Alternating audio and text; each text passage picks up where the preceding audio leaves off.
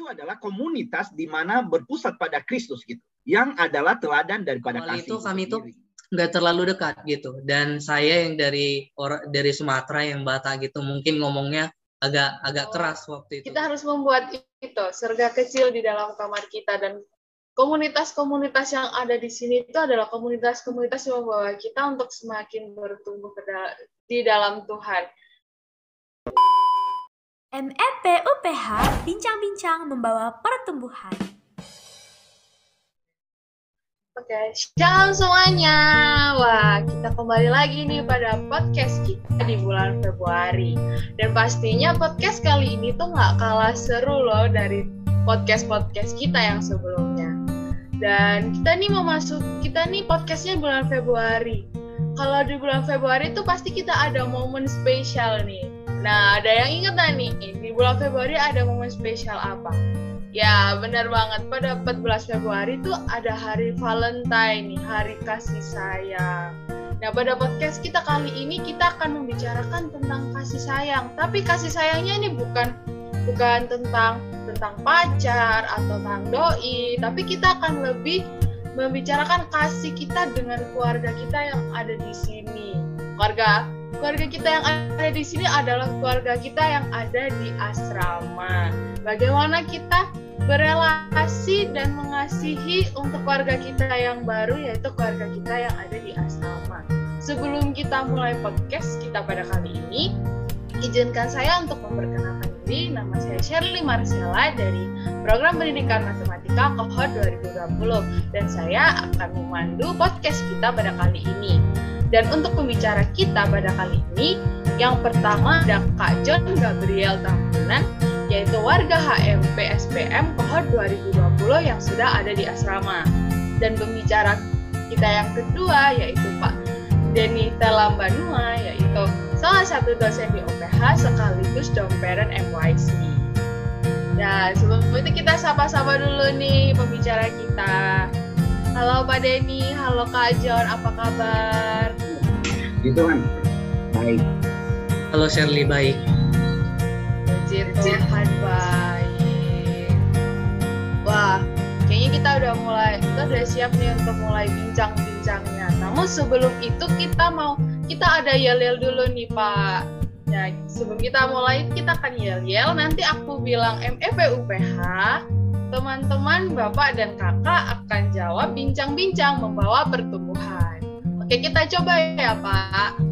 MEP UPH, bincang-bincang membawa pertumbuhan. Oke, sekali lagi yang lebih semangat lagi. MEP UPH, Bincang-bincang membawa pertumbuhan. Oke, kita mulai bincang-bincangnya nih Pak. Yang pertama dari Pak Denny. Pak Denny, menurut Bapak apa sih itu kasih Pak? Oke, thank you, Shirley ya. Kasih itu sebenarnya tidak bisa didefinisikan oleh manusia. Oleh karena kasih itu pertama-tama adalah keberadaan Allah pada dirinya. Alkitab menuliskan kepada kita bahwa Allah adalah kasih. Maka ketika kita mendefinisikan kasih lepas dari Allah, maka itu pasti bukan kasih yang sejati. Saya kira itu prinsip penting dulu. Ya, tapi menariknya bahwa Allah kemudian ya di dalam Tuhan Yesus Kristus memerintahkan kita gitu untuk mengasihi. Nah, ini menjadi complicated kan. Bagaimana kemudian hakikat diri Allah lalu kita diperintahkan untuk melakukannya. Ini jadi jembatannya itu jadi sangat-sangat rumit untuk kita. Kita hanya mempraktikkan kasih, benar gak sih? Kita mempraktikkan kasih. Wah, kita mempraktikkan kasih ya bisa aja, tapi pada dirinya kita kasih yang kita praktikkan itu sebenarnya bukan kasih yang seperti yang diharapkan. Oleh karena apa? Kasih yang diharapkan itu seharusnya adalah kasih yang seperti Allah mau gitu kan. Nah, itu cara melihatnya dulu secara umum. Nah, kalau begitu gimana cara membedakan ini ya gitu ya. Nah, yang pertama prinsip pentingnya yang pertama, orang hanya bisa mengenal dan melakukan kasih seperti yang Tuhan Allah mau hanya ketika seseorang itu lahir dan mengenal Allah. Nah, ini juga dituliskan di Alkitab kita ya. Jadi di dalam 1 Yohanes pasal 4 ayat 7-8, Allah adalah kasih dan setiap orang yang mengasihi lahir dari Allah dan mengenal Allah. Nah, ini prinsipnya dulu nih. Nah, sehingga orang siapa aja di dunia ini bisa melakukan kasih, yes, tetapi bukan seperti yang Tuhan mau. Itu sebabnya kalau lihat lagi di bagian Alkitab yang lain, kasih itu masuk ke dalam buah roh. Dan buah roh tidak akan mungkin terjadi atau muncul kalau orang itu tidak percaya kepada Tuhan Yesus Kristus. Nah, ini prinsip penting tuh. Nah, dari situ baru kemudian kita tarik. Jadi kalau begitu, kalau kita mengasihi gimana dong? Nah, Alkitab kita menulis di dalam Yohanes pasal 13 ya. Tuhan Yesus mengatakan, aku memberikan kepadamu hukum atau perintah yang baru, yaitu supaya saling mengasihi seperti aku mengasihi kamu. Nah, itu ya. Itu. Nah, Tuhan Yesus memberikan perintah ini hanya kepada mereka yang tadi lahir dan mengenal Dia atau memiliki buah Roh Kudus. Dan sekarang prinsipnya bagaimana kita melakukannya kalau begitu. Nah, gitu kan? Berarti melakukannya adalah meniru bagaimana Kristus mengasihi kita. Ini jadi diturunin ya. Yang pertama, Allah adalah kasih. Dan orang yang mengasihi harus lahir dan mengenal Allah, karena itu adalah buah Roh Kudus. Nah, praktiknya gimana cara mengasihinya? Yaitu meniru Allah mengasihi. Gitu. Jadi kurang lebih kita itu sekarang adalah merefleksikan bagaimana kasih Allah kepada kita. Jadi ekspresi kasih saya kepada sesama adalah ekspresi dari kasih Allah kepada saya. Gitu. Nah, kalau dibikin negatif tidak terlalu rumit. Orang yang kurang mengasihi berarti belum sepenuh-penuhnya mengekspresikan atau mengalami dengan baik kasih Allah itu pada dirinya. Itu ya. Nah, ini prinsipnya dulu nih. Nah, sehingga kemudian ketika Anda dan saya bicara kasih itu bukan hanya sekadar aktivitas yang dilakukan secara baik, bukan perbuatan baik, bukan. Itu adalah perbuatan yang lahir dari relasi mengenal Allah. Nah, ini prinsip pentingnya ya. Sehingga sekarang maka tidak bisa kemudian kita mengasihi dengan sendiri, benar nggak? Mengasihi sendiri. Saya mau mengasihi diri sendiri, nggak bisa, itu bukan mengasihi. Ya. Allah mengasihi, maka objek yang pertama adalah di antara 3 pribadi mereka saling mengasihi bahkan dalam kekekalan. Dan nanti Anda bisa lihat di Yohanes pasal 17 ya. Di Yohanes pasal 17 ini dicatat. Dalam kekekalan mereka saling mengasihi, berarti ada objek kasih. Itu yang pertama. Yang kedua, ketika Allah keluar dengan mengasihi kita dan memberikan Tuhan Yesus sebagai bukti kasihnya, dan objeknya adalah kita. Oke? Dan sekarang yang ketiga, ketika kita mengasihi, maka itu artinya arahnya kemana? Keluar kan? Pertama kepada Allah, dan yang kedua adalah kepada sesama. Maka itu artinya jangan pernah katakan Anda mengasihi kalau hanya itu perasaan. Kalau hanya itu hanya di dalam hati, saya mengasihimu di dalam hati, itu bukan. Itu benar, tapi itu harus diwujudkan di dalam tindakan. Maka tindakan terakhir yang saya sebutkan dalam bentuk kalimat adalah bahwa love is verb. Bahwa kasih itu adalah kata kerja, sesuatu yang dilakukan. Nah, ini dulu ya, prinsip kasih di dalam Alkitab. Allah adalah kasih, Dia mewujudkannya dan kita melakukannya, meniru seperti Allah mengasihi kita. Saya kira itu dulu deh ya, Shirley, prinsipnya secara umum ya. Gitu. Ya, terima kasih Pak untuk jawabannya. Yang kedua buat Kak John juga nih Kak, pertanyaan yang sama. Apa itu kasih menurut Kak John? Silakan Kak. Oke, terima kasih atas kesempatannya. Mungkin Pak Denny udah jelaskan semua ya mengenai kasih dan prinsip-prinsipnya gitu. Nah, mungkin kalau saya pribadi juga berpikir mengenai kasih itu adalah verb gitu. Artinya harus ada tindakan, action gitu.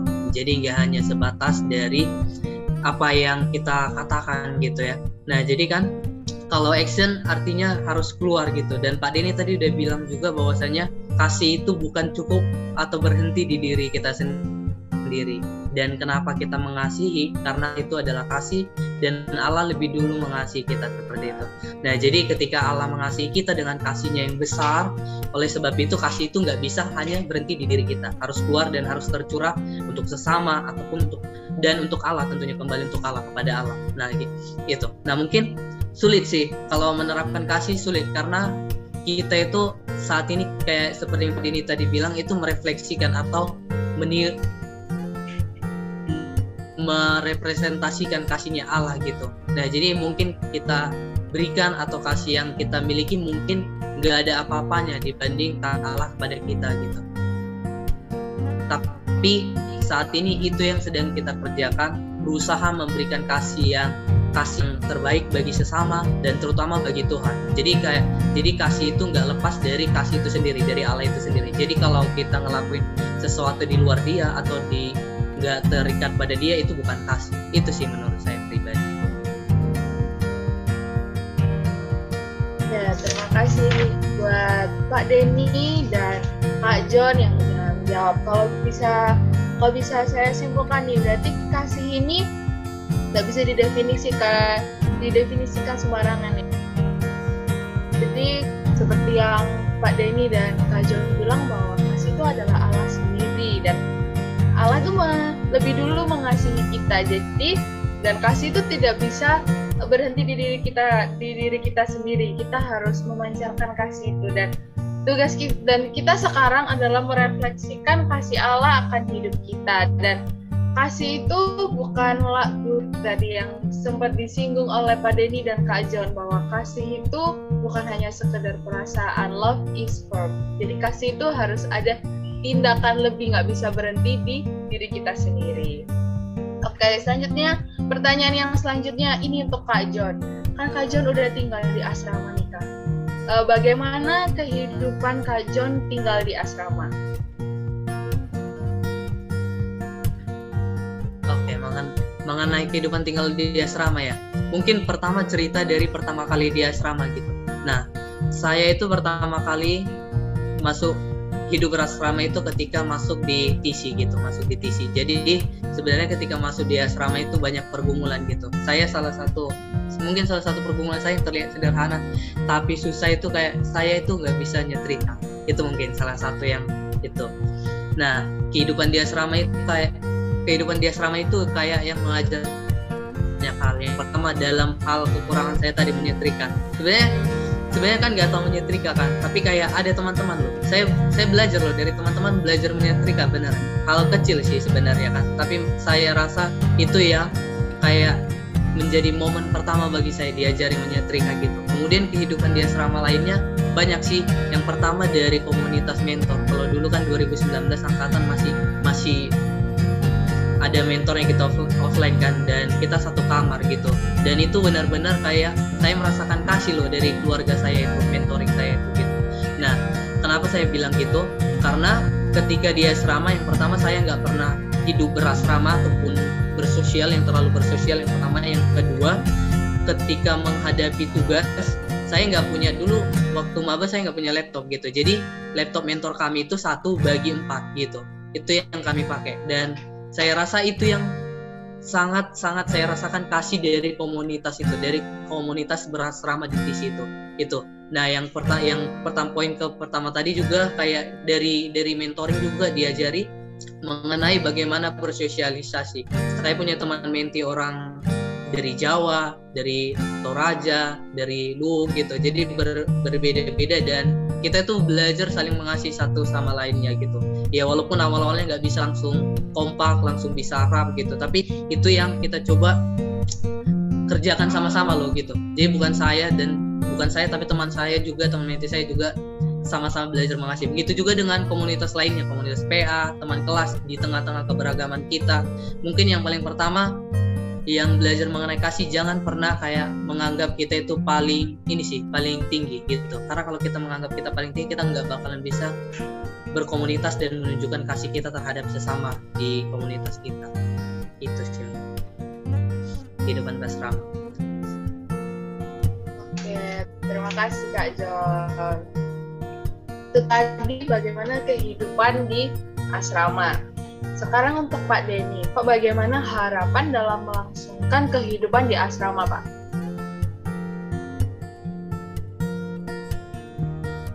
Oke, thank you. Yang pertama, kita kembali ke yang tadi ya. Kehidupan asrama itu tidak pernah lepas dari prinsip itu ya, bahwa Allah adalah kasih. Nah, jangan dibalik gitu ya, jangan dibalik bahwa misalnya Denny adalah kasih, nggak bisa langsung kasih itu menjadi amburadul kalau diganti dengan nama saya atau pakai namanya John, even namanya John nama Alkitab gitu ya, tapi tidak bisa menggantikan itu kasih itu sendiri pada dirinya. Nah, tapi bukan berarti bahwa kasih itu adalah Allah, jangan ya, nanti kita menyembah kasih pula gitu ya. Bukan ya. Dari situ kita kemudian meniru apa yang Allah lakukan bagi kita even di asrama. Nah, sekarang kalau hidup di asrama dalam kasih itu ya, meniru apa yang Allah lakukan bagi kita. Ada guideline di asrama ini.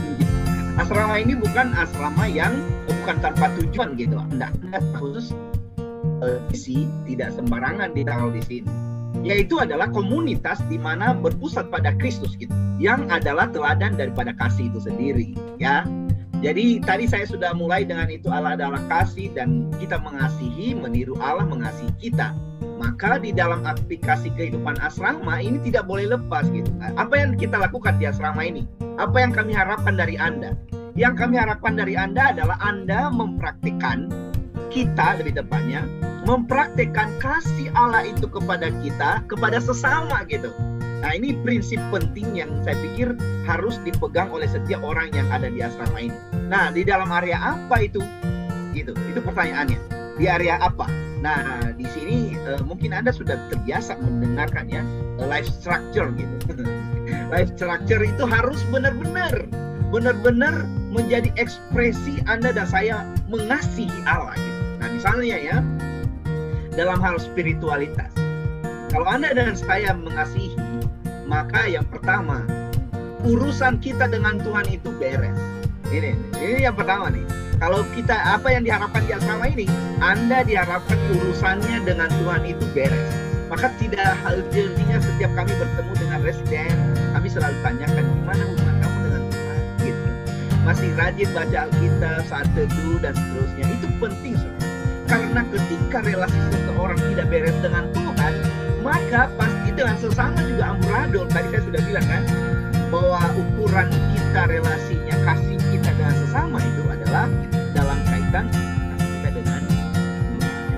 Nah, itu. Maka itu baru kemudian mulai terekspresikan kan di dalam area mana? Di dalam area studi teman-teman gitu kan. Ekspresi kasih kepada Allah diwujudkan di dalam akademiknya dong. Studinya itu pasti diperhatikan, dilakukan dengan baik, tidak main asal. Refleksinya di sana. Kalau Anda mengasihi Tuhan, Anda belajar dengan cara seperti saya mengasihi Tuhan. Oke? Yang kedua, sosial gitu ya. Yang ke dalam area sosial kita. Ya, kita orang yang ada di kamar itu dalam relasi kita secara sosial benar nggak? Benar-benar seperti Tuhan sudah mengasihi saya. Dan arahnya tadi kemana? Keluar. Maka orang yang egois itu pasti akan menjadi troublemaker, bukan peacemaker di kamar. Bukan hanya di kamar, di lantai, bahkan mungkin di jurusan juga barangkali ya. Gitu. Nah, orang yang egois, orang yang mementingkan diri sendiri, yang orientasinya hanya pada diri, bukan kepada Tuhan, itu bermasalah ya. Bukan kepada sesama, itu pasti bermasalah. Nah, kasih itu adalah terarah keluar, yaitu melakukan yang terbaik bagi orang yang mengasihi, yang kita kasihi, Berarti kalau saya mengasihi saudara kamar saya secara sosial, dia yang terbaik. I will do the best untuk orang yang saya cintai, yang saya kasihi. Dan kalau Anda mengasihi saudara kamar Anda, saudara lantai Anda, saudara teman Anda seangkatan, Anda akan melakukan the best untuk orang itu. Apalagi selain akademis, emosional, spiritual tadi apa? Sosial sudah ya. Nah, kita bicara emosional, yang emosional. Ya, kita bicara emosi. Itu harus dikontrol dong. Orang yang emosinya tidak bisa menguasai ya, tidak bisa menguasainya, bahaya itu. Bahaya ya. Salah satunya lawan daripada kasih yang disebutkan di dalam 1 Korintus itu adalah dia tidak bisa menguasai diri, ya kan? Harus bisa menguasai diri. Nah, kasih itu bentuknya begitu, emosinya dikontrol sehingga orang yang di sebelah kiri kanan di dalam kamar mengalami kehadiran kasih karena apa? Dia menguasai emosinya, mengontrolnya, sehat emosional. Nah, ini lahir dari mana? Dari kasih yang lahir kepada Allah tadi, ya. Dan kemudian apalagi? Secara fisik, ya.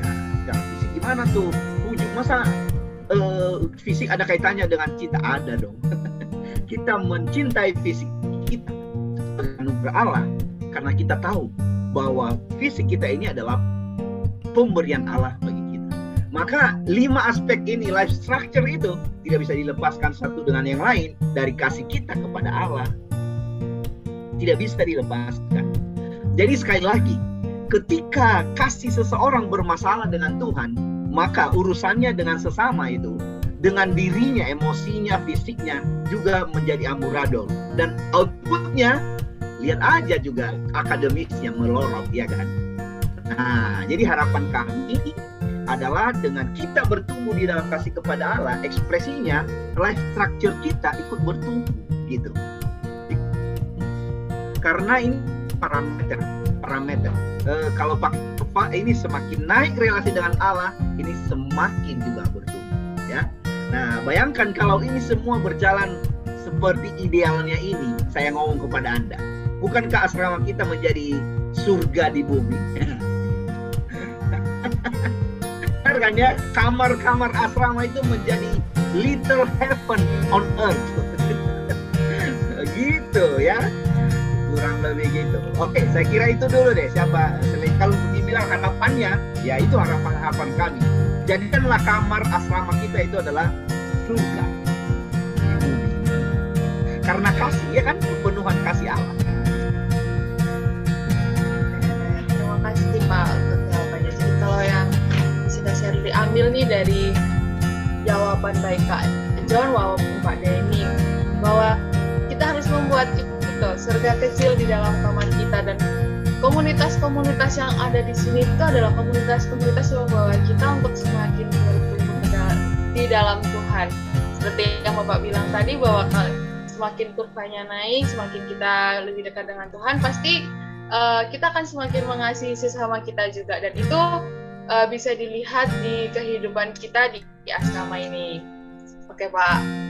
Nah, sekarang kan kita tahu bahwa relasi itu adalah bentuk kasih yang sejak awal telah diperkenalkan Allah dalam relasi Allah Tritunggal. Jadi untuk Kak John, bagaimana cara Kak John itu berelasi dengan sesama? Kan pastinya di dalam kehidupan berasrama ini pasti nggak mulus nih Kak, pasti ada cobaannya, ada perselisihannya. Nah, gimana cara Kak John untuk menghadapi situasi seperti itu, dan apakah pengaruh dari perbedaan suku, perbedaan budaya itu mempengaruhi relasi-relasi itu Kak? Oke. Nah, mungkin bagaimana cara berelasi gitu di kehidupan berasrama gitu. Nah, mungkin yang pertama dari komunitas di dalam mentoring dulu. Nah, saya punya teman menti orang Jawa sih. Mungkin salah satu teman menti saya gitu, menerapkan kasih. Awal itu kami itu sedikit sering mengenai ini ya, mentoring gitu. Nah, mungkin awal itu kami itu nggak terlalu dekat gitu, dan saya yang dari Sumatera, yang Batak gitu, mungkin ngomongnya agak keras waktu itu gitu. Nah, jadi kita itu nggak pernah kompak gitu.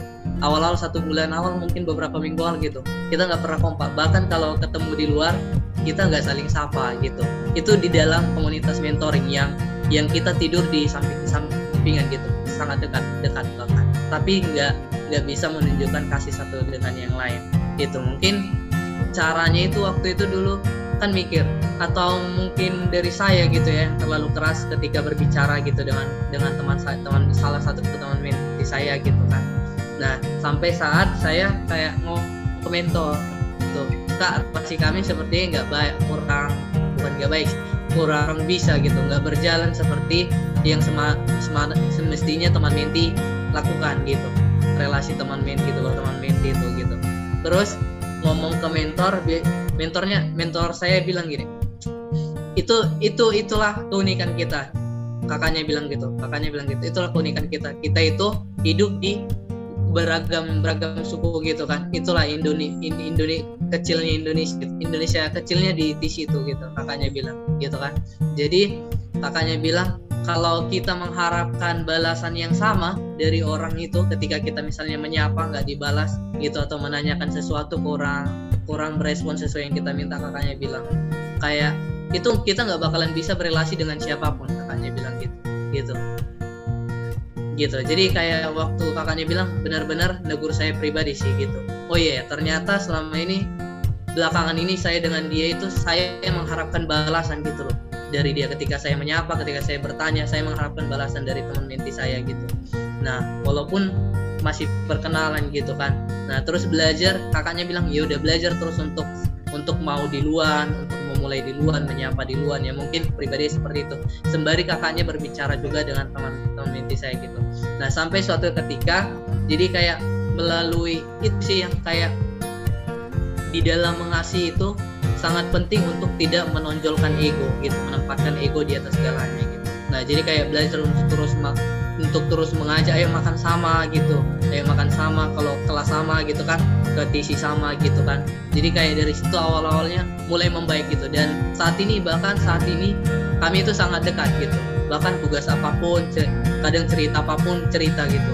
Nah dari situ saya belajar bahwasanya kayak yang pertama ketika kita mengasihi, kita nggak boleh berharap feedback gitu. Yang kedua jangan menempatkan ego gitu. Itu dari mengasihi mengenai teman menti. Yang kedua komunitas kamar mungkin. Ketika saya maba itu 2019, ketepatan sih. Mungkin saya rasa itu sih kehidupan asrama itu, dari situ saya rasa benar-benar kayak saya benar-benar diterima di kamar itu gitu loh. Nggak ada pernah kayak takut, bukan berarti nggak respect ya, sangat respect bahkan gitu ke kakak kamar. Tapi nggak pernah ada rasa takut, nggak pernah ada rasa bosan mau balik kamar, malas lihat ini, malas lihat itu gitu. Tapi justru sangat menikmati gitu dengan komunitas kamar itu. Kenapa begitu? Yang pertama mungkin dari kakak-kakak kamar itu sangat menerima sih. Misalnya ketika saya ngerjain tugas kan, kakaknya lihat kan sampai 1:30. Lama kali tugasmu, katanya dari jam 10 kan. Iya kak, gini nggak ngerti. Diajarin. Saya diajarin gitu. Bahkan sampai jam 1 kakaknya ajarin dan bahkan perbaiki, dibilang salahnya di sini. Dan waktu itu sebenarnya kayak sedih sebenarnya kalau diingat sedih, karena menurut saya ternyata masih ada orang yang mau gini ya, walaupun mereka sibuk gitu tapi masih spend waktunya bagi kita gitu. Dan kakak kamar yang lain gitu kayak ngajak ini ngajak itu, jadi kayak banyak lah gitu kasih yang dirasakan di dalam komunitas kamar gitu. Jadi yang bisa saya ambil untuk saya pribadi terapkan di saya sekarang sebagai kakak kamar gitu, basic kamar gitu. Yang pertama, mungkin kita di kamar itu beda-beda gitu ya, ada yang mungkin pendiam gitu ya, tapi itu bukan berarti menghalangi kasih kita kepada sesama. Kalau dia diam, kita diam gitu, tetap tunjukkan kasih itu. Kayak yang di awal tadi, kasih itu keluar gitu. Jadi banyak hal yang salah satunya kayak ngajak berbicara di luar, atau ngajak main bola ke bawah gitu, walaupun kita tahu dia jarang main bola gitu, ajak aja gitu kan. Itu salah satu wujud kita membangun relasi gitu. Atau kayak nawari, ayo makan Indomie bareng, mau Indomie bareng nggak gitu kan gitu. Banyak hal sih sebenarnya yang di dalam asrama ini, mungkin satu dan lain-lainnya belum sempat sebutkan gitu, yang bisa kita terapkan untuk menunjukkan relasi kita. Kemudian mengenai aturan 5S, oh ya ini salah satu yang membantu kita relasi dengan, mungkin nggak hanya di komunitas kita aja, kelas, PA, kamar gitu, mentoring, bahkan dengan kakak-kakak dan teman-teman yang lain gitu. 5S yang konsep 5S, sopan, santun, salam gitu, senyum gitu kan. Nah itu membantu kita sih. Kayak saya pribadi waktu maba susah, dan sekarang itu coba menerapkan, dan itu salah satu yang membuat kita kayak punya banyak komunitas, punya banyak teman sih di asrama itu. Karena kayak dari situ kan kita bisa nampilin ini loh, kita bisa kayak mungkin kata-katanya gini sih, kalau saya pribadi nangkapnya, kalau kita punya joy, kita tampilin lewat senyuman kita kepada orang lain gitu. Kita kasih senyuman kepada orang lain, dan itu mungkin bisa mereka rasakan gitu, sehingga itu yang membuat kita bisa berelasi. Salah satu yang membuat kita punya banyak relasi dengan yang lainnya, itu membantu kita. Itu sih. Oke Kak, terima kasih buat jawabannya. Itu tadi kan karena perbedaan suku atau budaya nih Kak. Terus kalau menurut Kakak nih, bagaimana cara kita menghadapi teman kita tuh yang punya mood swing gitu Kak. Sementara dalam kamar kita pasti udah yang Kakak singgung tadi, kita harus saling mengerti, kita harus saling menghargai satu sama lain nih Kak. Jadi kan bukan hanya dia saja yang harus dimengerti, tapi kita juga, dia harus mengerti kita nih. Nah, caranya untuk menghadapi teman yang memiliki kemudian mood swing gitu gimana Kak? MEP UPH, bincang-bincang membawa pertumbuhan.